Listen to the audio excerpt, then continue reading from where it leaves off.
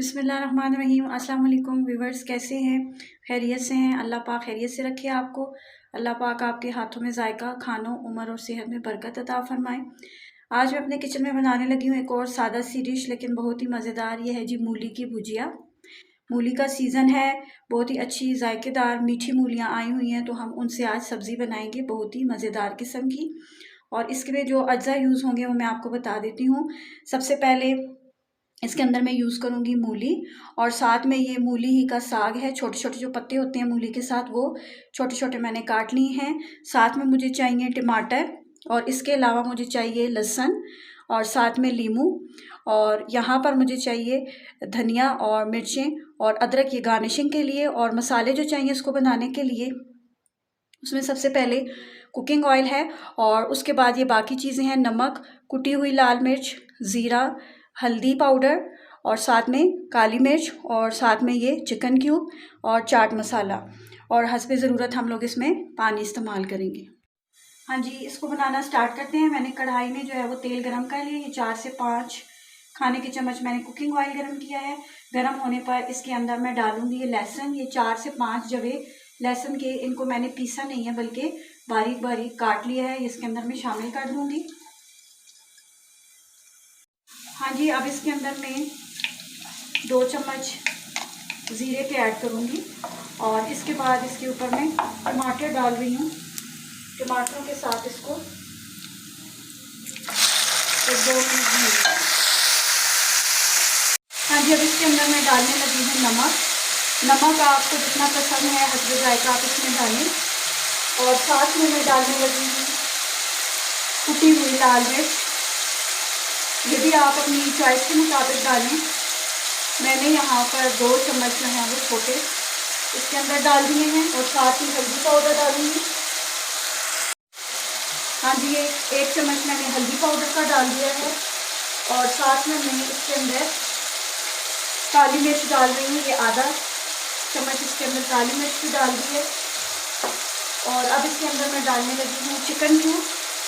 Chicken cube से इसका flavour बहुत ही ज़्यादा अच्छा आएगा। ये चिकन क्यूब का जो है वो चौथा हिस्सा मैं इसके अंदर ये देखिए डाल दूँगी। मैंने इसके अंदर शामिल कर दिया। इसके अंदर बहुत ही कम मसाले डलेंगे, लेकिन बिलीव नहीं कि ये बहुत ही ज़बरदस्त भुजिया बनती है, बहुत ही ज़बरदस्त। इसका टेस्ट बहुत ही अच्छा आता है। आमतौर पे हम लोग मूली को सलाद के लिए इस्तेमाल करते हैं, लेकिन इस तरीके से जब आप भुजिया बनाएंगे तो ये बहुत ही ज़बरदस्त बनेगी। अब ये साग मैं इसके अंदर डालने लगी हूँ। ये मूली का अपना साग है, लेकिन ये बिल्कुल ही जो बारीक पत्ते होते हैं साग के आपने वो लेने हैं। वो जो बड़े बड़े पत्ते होते हैं उनको आपने नहीं डालना। ये जो साग है इसके डालने से, शामिल करने से ये भुजिया जो है इसका फ्लेवर और भी मज़ेदार बनेगा। अब ये जो मूली है, ये मैंने एक बड़ी मूली जो है वो ली है, और इसको मैंने यूँ बारीक बारीक सा काट लिया है। कद्दूकश नहीं किया, मैंने इसको काटा है। कद्दूकश भी आप कर सकते हैं, लेकिन मैंने इसको काटा है, और काट के इसको मैं कढ़ाई के अंदर शामिल कर रही हूँ। जी, अब इसके अंदर मैं चाट मसाला डालने लगी हूँ। कि तकरीबन आधा चम्मच मैंने इसके अंदर चाट मसाला शामिल कर दिया। इससे थोड़ा ये चटपटा सा बनेगा। बस अब इसमें और कोई चीज़ हम शामिल नहीं करेंगे। लीमू जो है इसके बन जाने के बाद हम इसके ऊपर निचोड़ेंगे। अब इसको 1-2 मिनट भूनने के बाद इसमें मैं थोड़ा सा पानी ऐड करूँगी, और हल्की आंच पर हम इस भुजिया को पकाएंगे।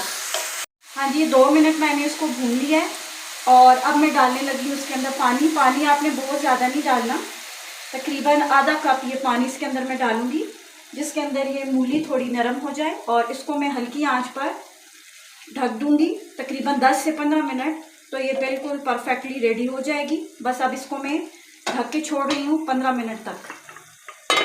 ये 15 मिनट्स के बाद हमारी भुजिया जो है ये बन के तैयार है। ये देखें, बहुत ही हल्की आंच पे हमने इसको बनाया है। और अब एंड में मैं इसके ऊपर नींबू जो मैंने आपको बताए थे 3 अदद नींबू, वो इसके ऊपर मैं निचोड़ दूँगी। हाँ जी, नींबू निचोड़ने के बाद अब मैं इसको डिश आउट करके आपको दिखाऊंगी। हाँ जी, भुजिया को मैंने प्लेट में निकाल दी है, और अब इसको मैं अदरक, हरी मिर्च और हरे धनिया के साथ गार्निश कर रही हूँ। आप भी ये मज़ेदार सी सब्ज़ी ज़रूर ट्राई कीजिएगा। और मुझे दुआओं में याद रखिएगा। और अगर आपको मेरी ये वीडियो पसंद आई है तो इसको लाइक, शेयर और सब्सक्राइब ज़रूर कीजिएगा। मैं इसको सर्व करने लगी हूँ गर्मा गर्म पराठे के साथ। आप भी बनाइएगा और ट्राई ज़रूर कीजिएगा। इंशाल्लाह फिर मिलेंगे एक सादा सी रेसिपी के साथ। मुझे दीजिए इजाज़त। अल्लाह हाफिज़, बाय बाय।